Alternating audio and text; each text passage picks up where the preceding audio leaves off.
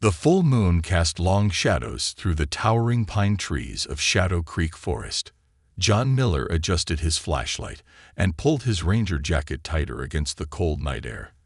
After 15 years as a forest ranger, he knew every sound of the forest at night: the hoot of owls, the rustle of deer, and the whisper of wind through leaves. But tonight was different. A strange blue glow flickered between the trees ahead, something he had never seen before. John checked his watch, 11:45 p.m. He should have been heading back to his cabin, but something about that light pulled him forward. "Hello? Is anyone there?" He called out, his voice steady despite the strange feeling in his gut. Only the sound of crickets answered him. As he moved closer, John noticed something odd on the ground. Footprints, but not regular footprints. These gave off a faint blue glow, like someone had walked through glowing paint. They were small, maybe a woman's size, but the shape was slightly wrong. They were longer at the toes, with only 4 toe marks instead of 5. John's radio crackled. Base to Miller. "Everything okay out there?" He picked up the radio. "Miller here. All clear. Just checking something out. Over." Following the glowing footprints, John pushed through a thick patch of bushes. He stopped suddenly, his mouth falling open. In a small clearing ahead, broken trees pointed to the sky like snapped matches. In the center sat what could only be described as a spacecraft, though it was barely bigger than his pickup truck. The ship's silver surface was cracked, with the same blue glow seeping from the brakes like glowing blood. "This can't be real," John whispered to himself. A soft whimper caught his attention. Behind a fallen tree, he saw movement. John raised his flashlight slowly, not wanting to startle whoever, or whatever, was there. "It's okay," he said softly, the way he would talk to an injured deer. "I'm here to help." When he rounded the tree, John's flashlight revealed something he would never forget. A woman lay curled on her side, her silver skin reflecting the moonlight. Her hair was pure white, flowing like silk despite the dirt and leaves caught in it. She wore what looked like a torn spacesuit, with the same blue liquid from the ship leaking from several tears. Her eyes opened, revealing pupils that glowed like pale purple amethysts. She tried to move away from him, but cried out in pain, clutching her side. John quickly held up his empty hand. "Easy there. I'm not going to hurt you." He kept his voice gentle and moved slowly, remembering his training for approaching injured animals. Though she wasn't human, he could see the fear and pain in her eyes, emotions that needed no translation. She said something, her voice musical, but the words unlike anything John had ever heard. When he didn't respond, she tried again, this time in what sounded like a completely different language. "I don't understand," John said, shaking his head slowly. "But you're hurt. Let me help." He reached for his first aid kit, moving deliberately so she could see what he was doing. The woman watched him with those glowing eyes, her chest rising and falling rapidly with scared breaths. John pulled out some bandages and held them up for her to see. She looked at them, then at him, then nodded slowly. As he moved closer, she stayed very still, though he could see her trembling. The blue liquid seemed to be coming from a cut on her side.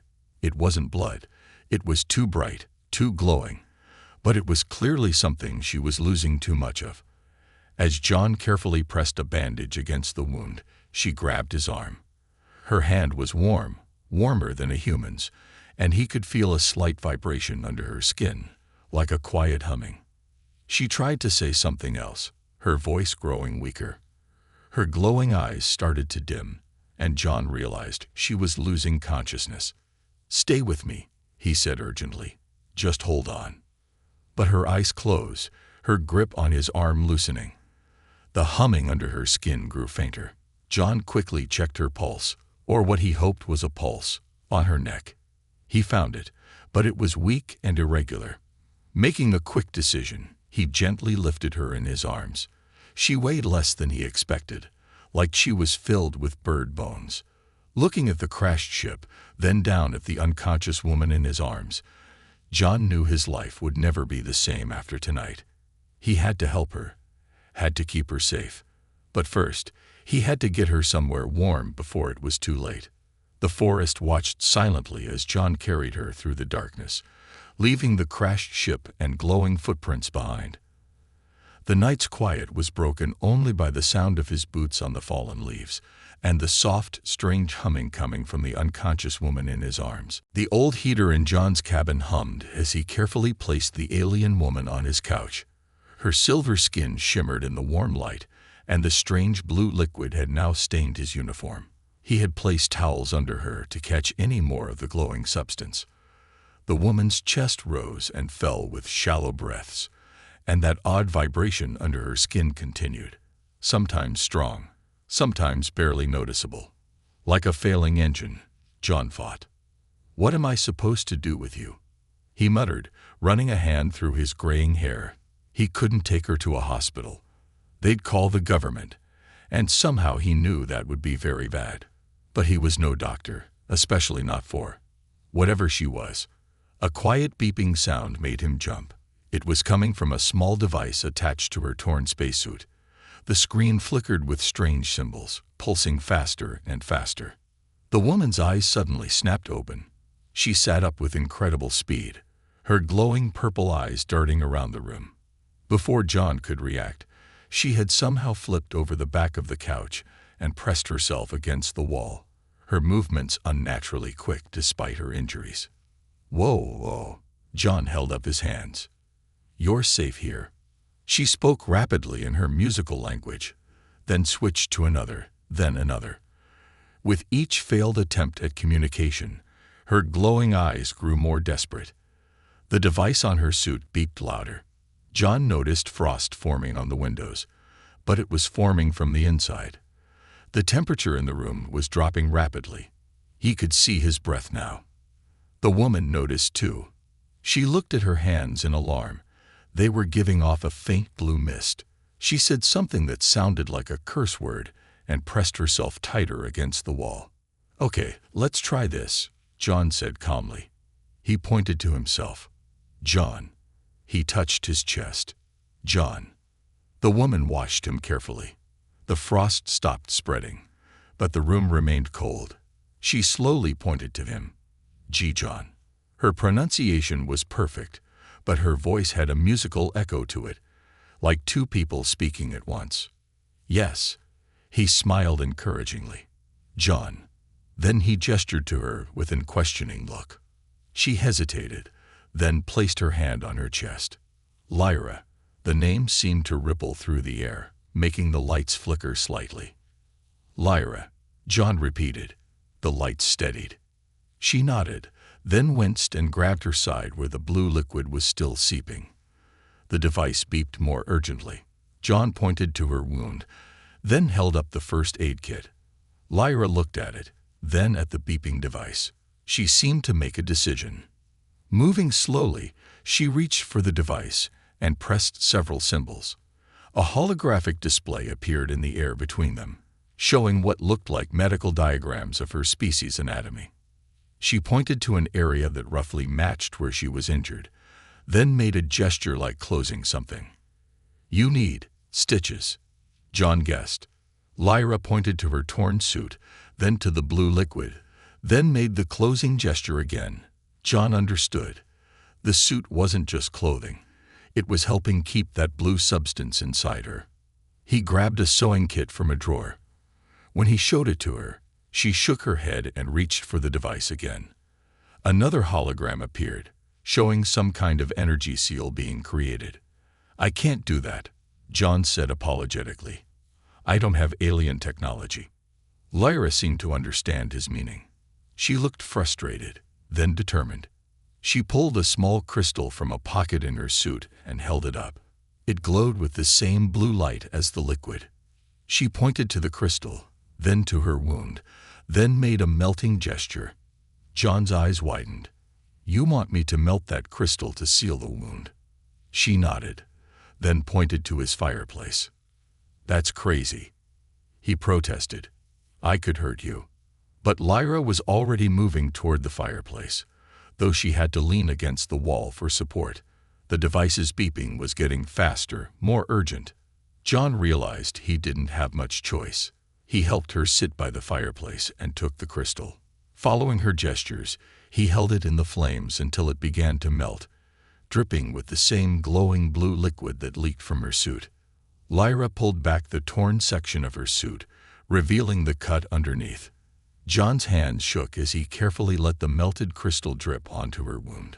To his amazement, the glowing liquid seemed to merge with her skin, sealing the cut like liquid metal. The device's beeping slowed, then stopped. Lyra let out a long breath, and the room temperature began to return to normal.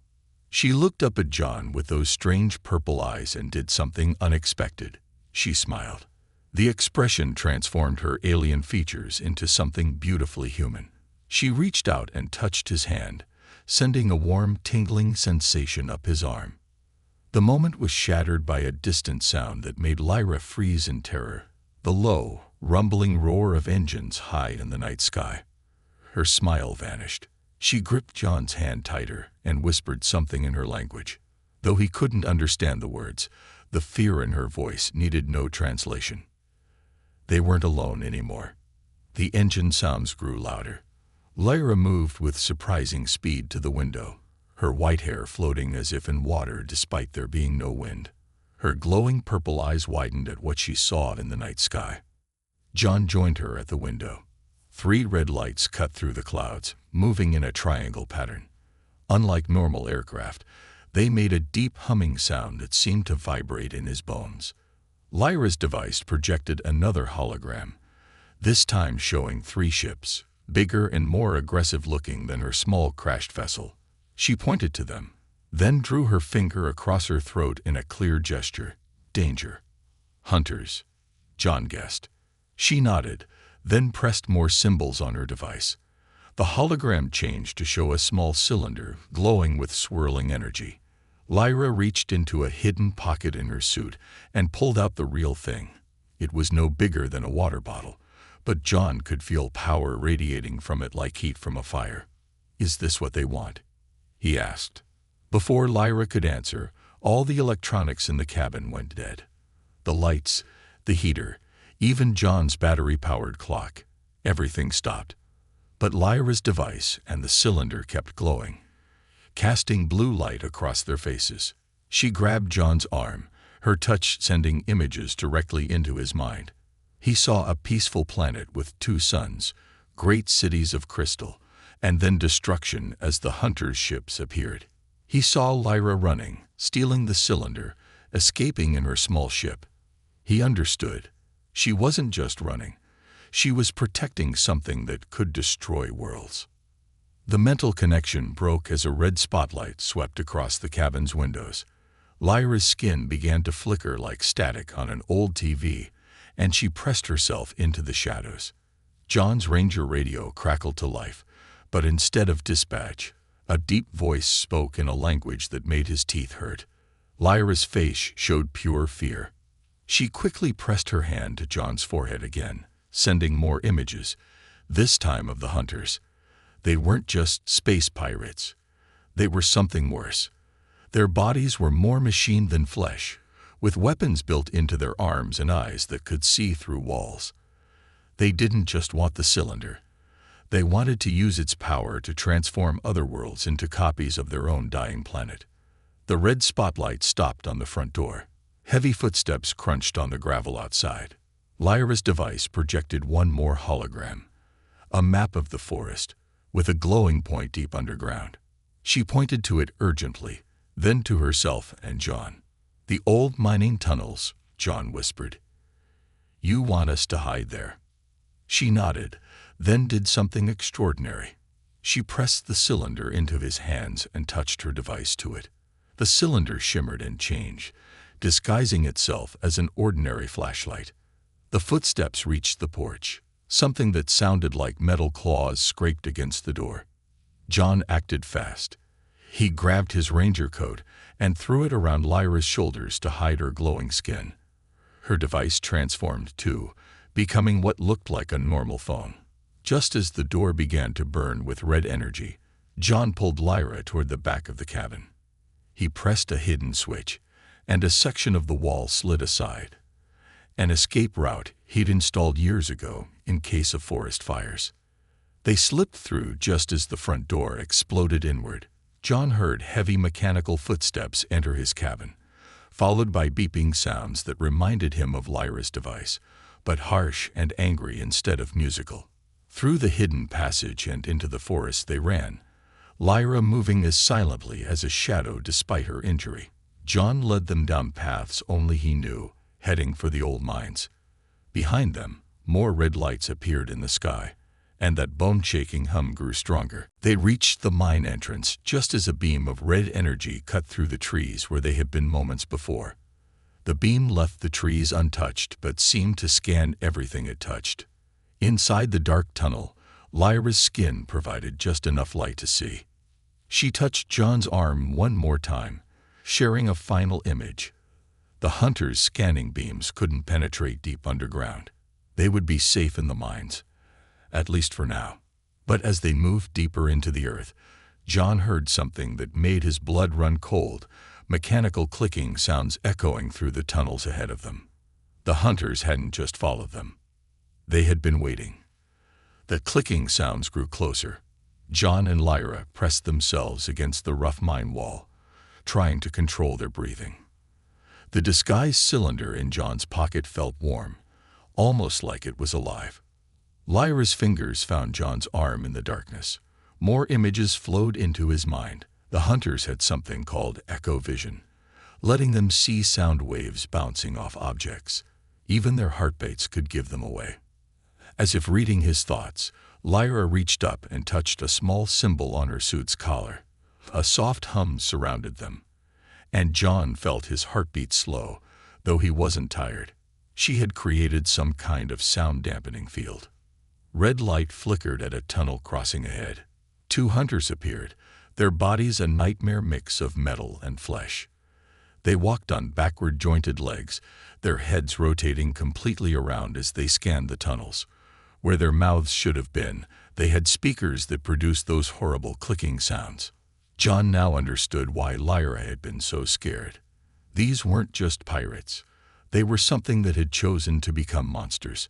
The cylinder pulsed in his pocket. One of the hunters stopped, its head twisting toward them. But before it could spot them, a distant crash echoed through the tunnels. The hunters turned and moved toward the sound with horrifying speed, their metal legs carrying them like giant spiders. Once they were gone, Lyra pulled out her disguise device. The hologram it projected showed they were near something important, an underground lake. She pointed to the water, then to the cylinder, then made a diving motion. "You want to hide it underwater," John whispered. She shook her head and showed him another image. The lake wasn't just water. It connected to something deep underground, something that had been there long before the mines, something that had called to her when she was crashing, helping her choose where to land. They moved carefully through the tunnels, using Lyra's sound-dampening field to stay hidden. Twice more they had to freeze as hunters passed, their metal parts scraping against the rock walls. Finally, they'd reached the underground lake. But it wasn't like any lake John had seen in his 15 years as a ranger. The water glowed with a faint purple light, the same color as Lyra's eyes. Small creatures that looked like glowing fish made of crystal swam near the surface. Lyra's face showed recognition. She sent John an image of her homeworld. They had lakes like this there too, places where reality was thin, where energy could be safely stored. She reached for the cylinder, but John held up his hand, pointing to movement on the far shore. More hunters were gathering there, their red eyes reflecting in the glowing water. They were setting up some kind of equipment, dark metal devices that hurt John's eyes to look at. Lyra's hand trembled as she showed him what they were doing. The hunters couldn't track the cylinder's energy directly, so they were going to send waves of disturbing energy through the lake, like forcing a hiding animal into the open. The cylinder started vibrating more strongly. John pulled it out, and its disguise flickered. They were running out of time. Suddenly, Lyra's eyes lit up with an idea. She touched her device to the cylinder again, but this time something different happened. The cylinder split into two identical copies. Through quick images, she explained her plan. One cylinder was real, one was fake. But even she couldn't tell which was which now. They would split up, each taking one cylinder. The hunters would have to divide their forces. John wanted to argue. Splitting up seemed dangerous. But the hunters' equipment had started humming. The crystal fish in the lake darted away in terror as dark ripples spread across the glowing water. Lyra pressed one cylinder into John's hands and kept the other.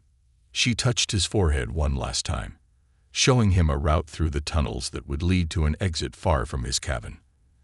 Then she showed him something else, how to break the cylinder if the hunters caught him. Better to destroy it than let them have it. Before they parted, she did something unexpected.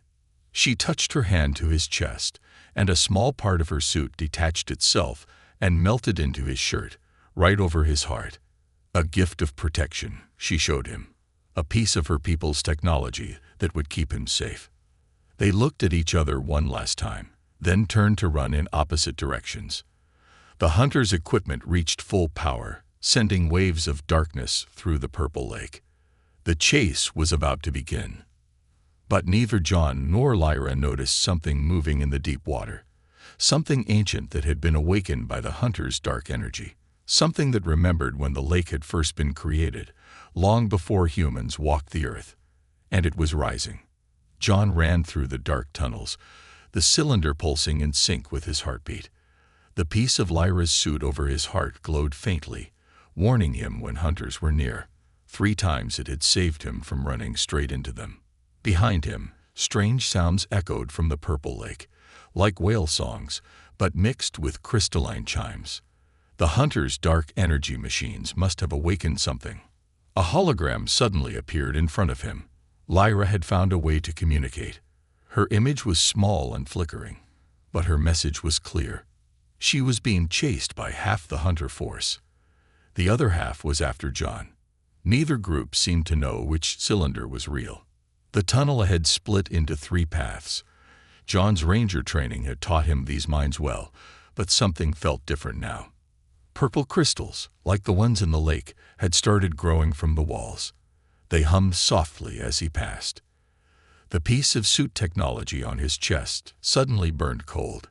John pressed himself into a shadow as heavy mechanical footsteps approached. 3 hunters stomped past his hiding spot, but they looked different now. Dark energy from their machines had changed them. Their metal parts had grown like twisted vines, covering more of their original bodies. One hunter stopped, its head rotating completely backward. It spoke, and this time John was shocked to understand the words. The dark energy was somehow translating. The human has bonded with alien technology, its speaker mouth crackled. He is changing, becoming like her kind. John looked at his hands in the crystal's light. Faint silver patterns, like circuits, had started spreading from where the suit piece touched his chest. The hunter took a step toward his hiding spot. We can smell the change, human. The more you use her gifts, the more you become like them. Soon you will glow in the dark, just like she does. Better that than becoming like you, John said, surprising himself with his courage. The hunter's red eyes flickered. We chose to evolve, to become perfect. Once we have the cylinder's power, we will help every species evolve, starting with Earth. The crystals around them suddenly pulsed with purple light. The hunter's mechanical parts squealed in protest as crystal growths began spreading over their metal surfaces. A new hologram appeared. Lyra again, but her message was urgent. The thing in the lake wasn't just awake. It was rising, and it was ancient. Images flashed in John's mind. A ship, like Lyra's but impossibly huge, buried in the depths millions of years ago. Not crashed, but waiting. Her people hadn't been the first to find Earth. The hunter's dark energy had awakened the ship's defense systems. The crystals were part of it, like antibodies fighting an infection. The hunter leader raised its weapon arm, dark energy crackling. Give us the cylinder, human. We will make your evolution painless. John felt the cylinder pulse again, but different this time. like it was responding to the crystals. On his chest, Lyra's technology spread further, creating a glowing pattern across his skin. Knowledge flooded his mind. Not from Lyra this time, but from the cylinder itself. He finally understood what it really was. Not a weapon, like the hunters believed.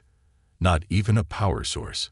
It was a key, meant to awaken something that had been sleeping for millions of years. And Lyra's people hadn't created it. They had only been protecting it, waiting for the right moment. The hunter fired its dark energy weapon. But the shot never reached John. The crystals grew instantly, forming a shield. Where the dark energy touched, the crystals glowed brighter. Through their bond, John felt Lyra's surprise and understanding. She hadn't known either. Her crash landing here hadn't been an accident. The cylinder had brought her to this place, to these caves, to this moment. The tunnel began to shake as something vast stirred beneath the purple lake. The hunter's metal parts were being covered in growing crystals, trapping them. Their dark energy machines overloaded and died. John looked at the cylinder in his hand. The one that might be real or might be fake. It didn't matter anymore. Both cylinders were calling to each other, calling to the crystals, calling to whatever lay sleeping in the depths. And the ancient thing below was finally answering. The entire mind system trembled. Purple crystals burst from every surface, their glow growing stronger. The trapped hunters screamed as crystal formations consumed their mechanical parts, breaking down the dark energy that powered them. John ran through the shaking tunnels, following the cylinder's pulses like a compass. The silver patterns on his skin now covered his entire chest and arms, giving him incredible new awareness. He could feel the ancient ship stirring deep below, its systems reactivating after millions of years of sleep. A new hologram appeared. Lyra, running through another tunnel. But she wasn't alone. The hunter leader, twice as large as the others and almost entirely covered in dark metal, was chasing her. Its steps left burning footprints that ate through the rock. Meet Lake. Her broken transmission crackled. Both cylinders must join. The tunnel ahead had collapsed, but John's enhanced body knew what to do. He pressed his hand against Lyra's technology on his chest, and the silver patterns flared with light. His muscles moved with impossible speed and strength, letting him leap over the fallen rocks like they were nothing. Through their connection, he felt Lyra's amazement. The technology she had given him was changing him far more than should have been possible. Then he felt her understanding. It wasn't just her technology changing him. The ancient ship was recognizing him as an ally, upgrading Lyra's gift far beyond its original purpose. He reached the purple lake just as Lyra burst from another tunnel. The hunter leader crashed through the rock wall behind her, its body now a horrific mountain of twisted metal and dark energy. Where the purple water touched it, steam hissed and black smoke rose. "The cylinders belong to us," it roared, its voice shaking loose rocks from the ceiling. "We found Earth first. We hid here, waiting, growing stronger." Lyra ran to John's side. Her eyes widened at his transformation, but there was no time for explanations. They each held out their cylinders, which were now pulsing in perfect sync. The hunter leader charged, its body sprouting new weapons made of dark energy. "Your people stole our research, Lyra. Buried our ship. Trapped us in sleep." Images flashed between John and Lyra as the cylinder's light grew brighter. They saw the truth. Millions of years ago, the hunter's ancestors had come to Earth, planning to use dark energy to transform all life into mechanical hybrids. But another race, Lyra's ancestors, had stopped them. Rather than destroy them, they were sealed away in a great ship buried beneath the lake. The cylinders weren't meant to contain power. They were keys to keep the hunter's prison locked. But dark energy had leaked out over millions of years, letting some hunters slowly rebuild themselves and escape. "Your prison break ends here," John said, his voice carrying the same musical echo as Lyra's now. The hunter leader leaped at them, dark energy weapons blazing. But before it could reach them, something enormous broke the lake's surface. A crystalline tentacle, miles long and glowing with purple light, wrapped around the hunter's body. More tentacles rose from the depths, each one bigger than a skyscraper. John and Lyra held their cylinders together. Energy flowed between them, through them, around them. The silver patterns on John's skin matched the markings on Lyra's suit perfectly now. They were connected not just to each other, but to the ancient ship rising from the lake. The hunter leader struggled as more tentacles emerged. "You don't understand. Earth is infected with organic life. We must purify." Its words cut off as purple crystal began growing over its speaker mouth. The other hunters, still trapped in the tunnels, went silent as the same crystal formation covered them. The lake churned as something truly massive began to surface. John and Lyra's cylinders floated from their hands, joining together above the water. As the ancient ship rose, they realized this wasn't just a prison. It was a guardian, left to protect Earth's organic life from the hunters' mechanical corruption.